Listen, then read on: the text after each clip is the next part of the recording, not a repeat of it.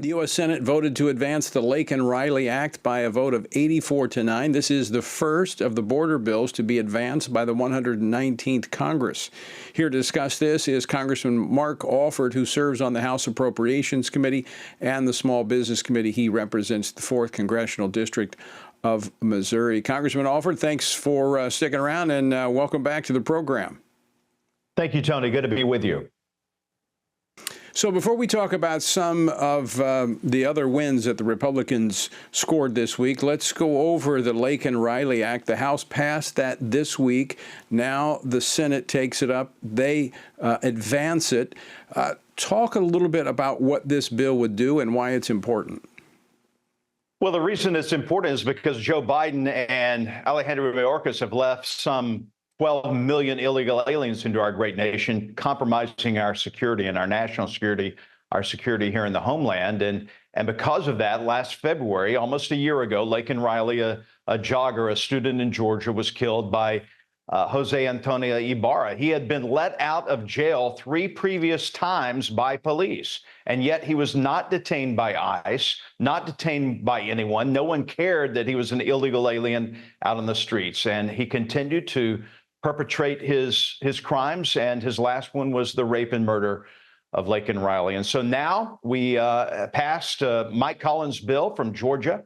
Very proud to know him. He worked hard on this bill to get it through committee and on the House floor, and we got the votes. And in fact, we got 48 Democrats this time to vote along with us in the U.S. House of Representatives, and we'll make sure that illegal aliens who are arrested for shoplifting, burglary, theft, and what have been considered maybe minor crimes that should not lead to incarceration or deportation, repatriation of illegal aliens. We're going to make sure that happens now. They are going back after they serve their time back to their home country. Now, Congressman Alford, there's actually several bills related to the border that were in the rules package last week that will be fast-tracked. This was the first. What other measures can we be looking forward to? Well, I think there's a whole host of them, and this is part of the president's agenda, part of the mandate that the American people said, we have got to secure our border. Some of these things are going to be talked about this weekend in Mar-a-Lago. I'm not going to be there, but I know other members of Congress are. The reconciliation package is also a big part of what we're going to be doing in the first 100 days. But securing our border is number one, making sure we have the funds available. And I'm on the Appropriations Committee, so I'm going to be working hard on that we have the funds available to build the wall, to reinstitute the Remain in Mexico policy.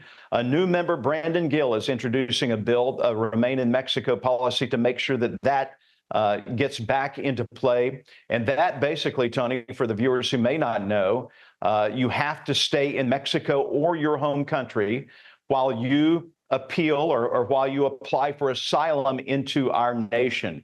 Only about 10% of those who apply for asylum have a legitimate claim. And yet the Biden administration has let those people into our country. Most of them never show up for their hearings. It takes 10 years to have these hearings.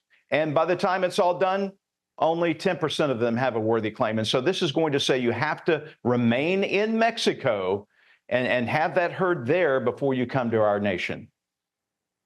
That was the policy that the Trump administration put in place during their last administration, which basically shut down this flow coming into our southern border. One final question for you, Congressman Alford. You mentioned reconciliation. The president last night meeting with Republican senators to discuss reconciliation, whether one bill or 2 bills. He said he was leaning toward the one bill, one big, beautiful bill. I spoke with the House Speaker. I spoke with the House Speaker this morning, and that was his preference, and it sounds like that's the direction it's going to go. I certainly hope so. Look, we've got to get this done. We don't have much time to get it done. The American people, we have to educate folks as we move along, and we've got to get people on board, not just the American people, but everyone in our conference. So if we can do that, if we can get the Tax Cuts and Jobs Act that Jason Smith, our chairman of Ways and Means, wants in there. He wants one bill, by the way. If we can get that done, we can raise our debt ceiling.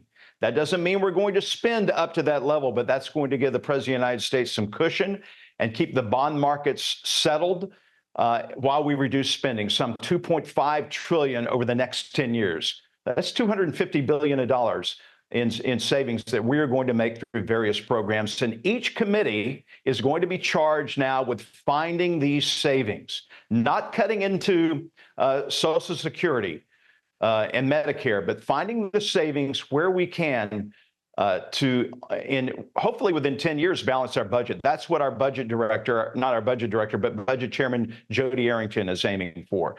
We've got a lot of work to do in a short time to get there. Well, that would be huge and much needed. Yeah. Congressman Mark Alford, thanks so much for joining us today, and have a great weekend.